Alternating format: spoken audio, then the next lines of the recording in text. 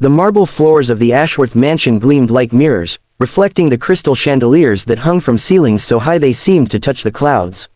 Maria Rodriguez stood in the service entrance, clutching her worn canvas bag, trying to steady her breathing. At 42, she'd cleaned more houses than she could count, but none had ever made her feel quite so small. "You'll start in the East Wing, Mrs. Pemberton," the head housekeeper said without looking up from her clipboard. Her voice was as crisp as her perfectly pressed uniform. "Mr. Ashworth expects invisible service. You're here to clean, not to be seen or heard. Is that understood?" Maria nodded, though something in those words made her chest tighten. She'd taken this job out of desperation after her previous employer moved to Europe. Her daughter's college tuition wasn't going to pay itself, and the Ashworth family paid well, very well, for discretion and silence. The mansion was a labyrinth of rooms, each more opulent than the last. As Maria pushed her cleaning cart down the hallway, she heard voices drifting from the grand living room.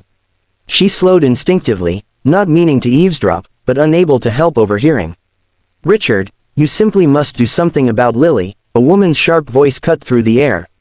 "The Hawthorns are coming for dinner next week, and you know how she gets. It's embarrassing. She's my daughter, Margaret." The man's voice was weary, defeated. "What would you have me do? Keep her upstairs. Have one of the staff watch her. I don't care, just keep her out of sight. Mrs. Hawthorne is already skeptical about the merger, and the last thing we need is one of Lily's episodes ruining everything." Maria's hands tightened on the cart handle. She'd heard whispers among the other staff about Mr. Ashworth's daughter. Lily was 12 years old and autistic, they'd said, as if that explained everything. As if that made her something to be hidden away. She continued her work, methodically dusting and polishing, until she reached the music room at the end of the East Wing.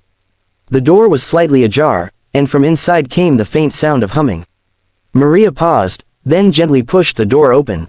Sunlight streamed through the tall windows, illuminating dust motes that danced in the air like tiny stars.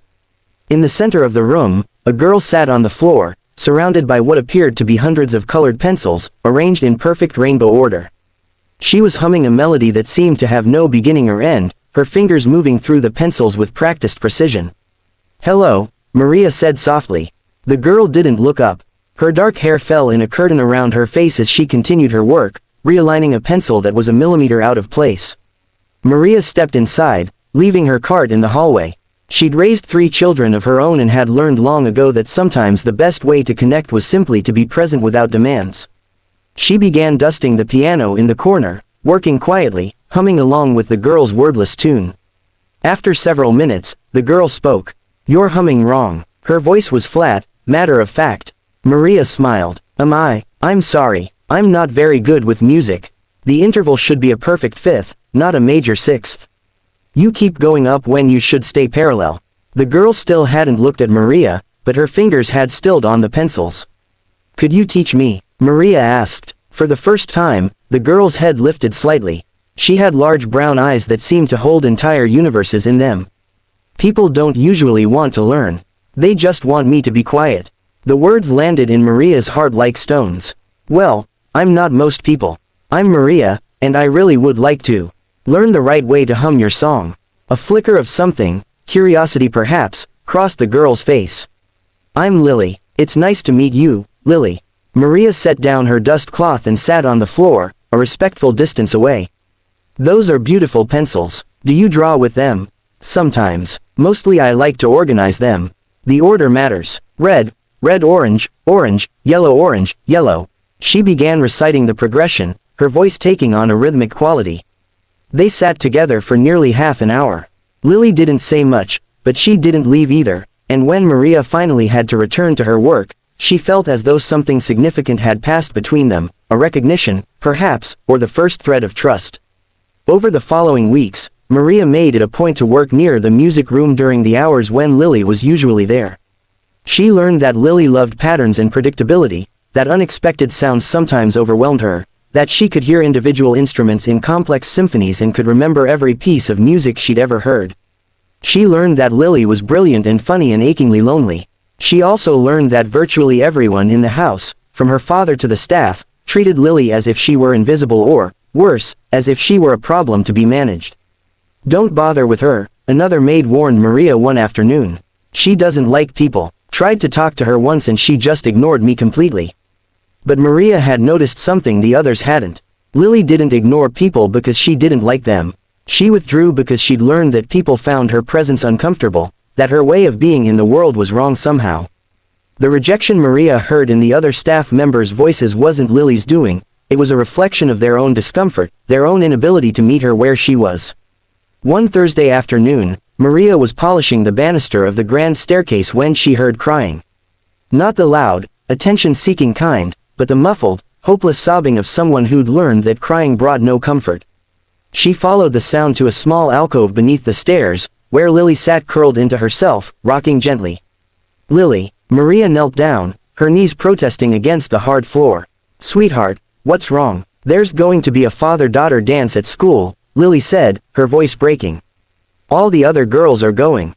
They've been talking about their dresses and the music and who's going to do their hair. And I want to go. I want to go so much, but I can't. Why can't you? Because I don't know how to dance. And the music will be too loud. And there will be too many people. And Dad won't want to take me anyway because I'll embarrass him. The words tumbled out in a rush, years of hurt condensed into a single confession. Maria felt her eyes burn with tears. Has anyone ever taught you to dance? Lily shook her head. Well then, that's not fair, is it? How can you know if you'd like it or not if no one's ever shown you? Maria stood and extended her hand. Come with me. Lily looked at the offered hand suspiciously. Where? The music room. We're going to practice. But I don't have music. Yes, you do. You have that song you're always humming. That's music enough. Slowly, hesitantly, Lily took Maria's hand. Her grip was light, uncertain, as if she expected to be dropped at any moment. In the music room, afternoon light painted everything golden. Maria pulled out her phone and scrolled through her music library. Let's start with something soft. We'll work our way up to louder music if you want. And if it gets too overwhelming, you just say the word and we stop. Okay, Lily nodded. Maria selected a gentle waltz and turned the volume low. She showed Lily where to place her hands, one on Maria's shoulder, the other clasped in Maria's hand. Dancing is just walking to music, really. 1, 2, 3. 1, 2, 3. We'll go slowly. At first, Lily was stiff as a board, counting the steps under her breath, her face a mask of concentration. But gradually, as they moved together across the floor, something shifted.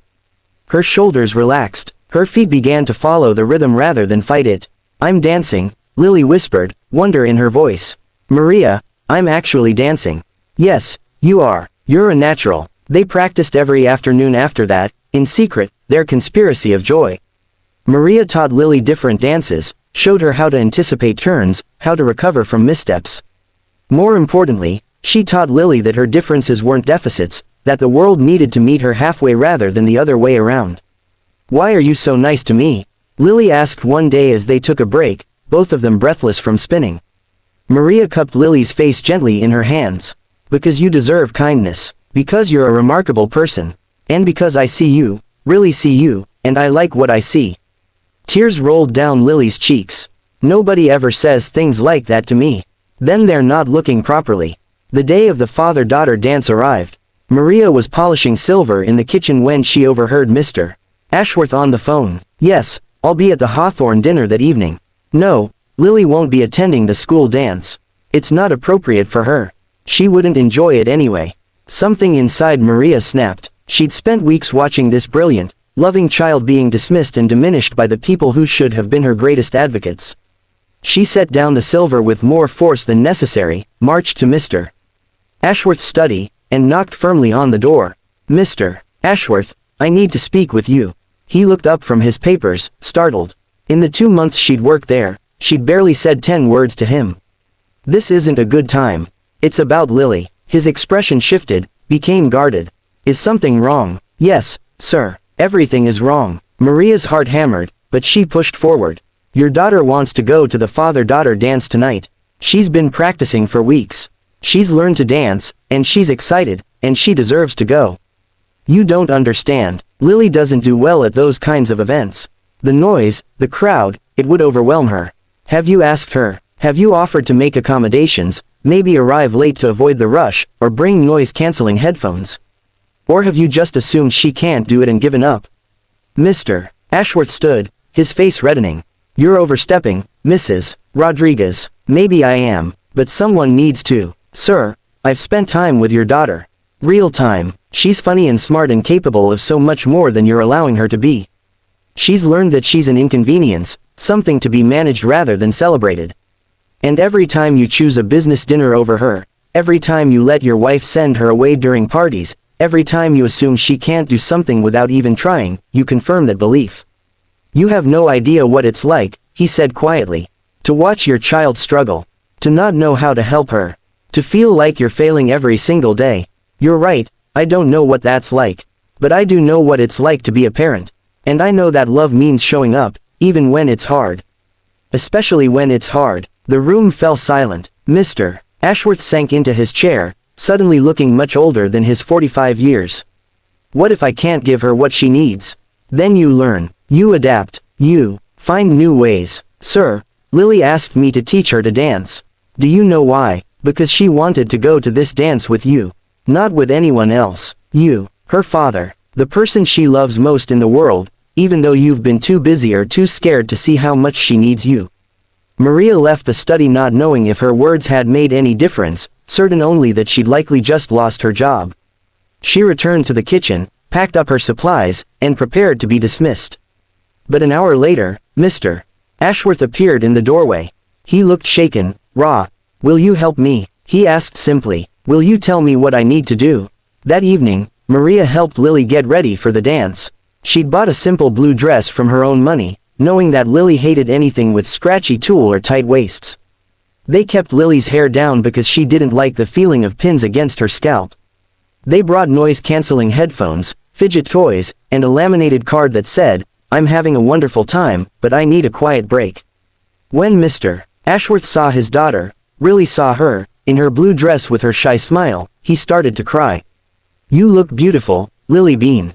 It was his old nickname for her, one he hadn't used in years. You really think so, Dad? I know so. Now, I have something to apologize for.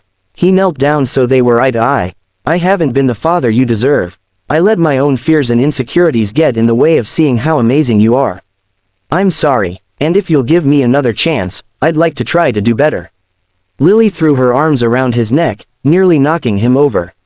I'd like that. Maria watched from the doorway as they left for the dance, her heart full to bursting. Mrs. Pemberton appeared beside her, her expression softer than Maria had ever seen it. You know, in all my years working here, I've never seen him look at her that way, the older woman said. Like she hung the moon. Maybe he just needed someone to remind him that she did, Maria replied. When they returned 3 hours later, Lily was glowing. She rushed to find Maria, words tumbling over each other in her excitement. Maria, it was wonderful. The music was loud at first, but Dad took me outside and we danced under the stars, and then we went back inside and I danced with 3 other girls, and they said I was really good, and Dad told everyone that I'm the best dancer he knows, and we got ice cream on the way home even though Mom says sugar before bed is bad, and Dad said sometimes rules are meant to be broken for special occasions. Maria hugged her tightly. I'm so happy for you, sweetheart. I couldn't have done it without you. Lily pulled back, suddenly serious. You saw me when everyone else looked through me. You asked me to dance with you when everyone else walked away. You made me brave. No, honey, you were always brave. I just gave you a safe place to let it show.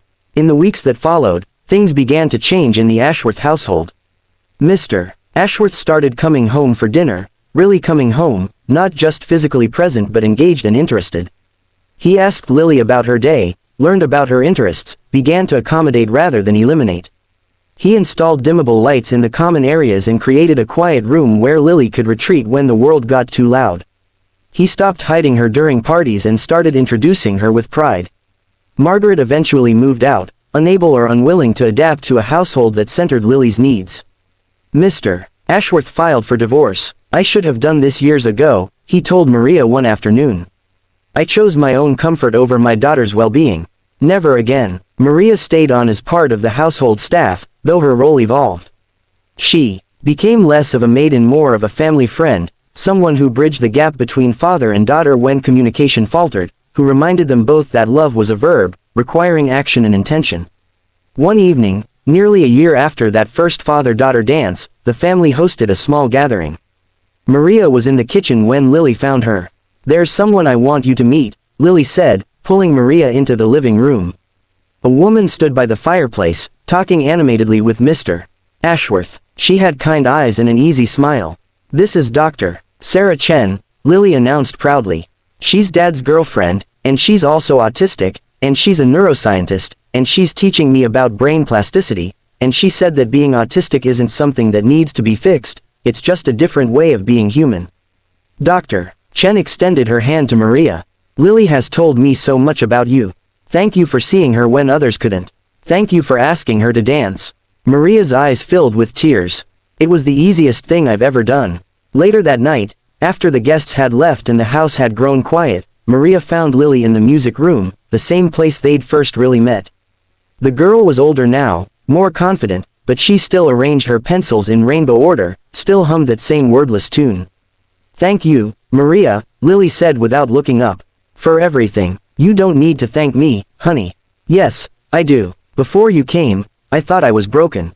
I thought there was something wrong with me that could never be fixed. But you showed me that I was never broken at all. The world was just looking at me wrong." Maria sat beside her on the floor, their old familiar position. "You know what I've learned from you. That sometimes the bravest thing we can do is simply be ourselves and ask others to meet us there. You taught me that, did I?" "You did. When you asked me to dance with you that first time, you were saying, 'This is who I am. This is what I need. Will you meet me here?' And I did, and it changed both of our lives." They sat in comfortable silence, surrounded by rainbow pencils and afternoon light, two people who had found each other across a divide that shouldn't have existed in the first place. Maria thought about all the children like Lily who were being ignored or dismissed or hidden away, and she felt a renewed sense of purpose. She would tell this story, Lily's story, whenever she could. She would remind people that seeing someone, truly seeing them, was an act of radical love. That asking someone to dance, whether literally or metaphorically, was an invitation to connection that could change everything. And somewhere in a mansion that felt more like a home now than it ever had before, a girl hummed her wordless tune while her father listened, really listened, and understood that this, too, was music. This, too, was joy. This, too, was love, in all its perfectly imperfect forms.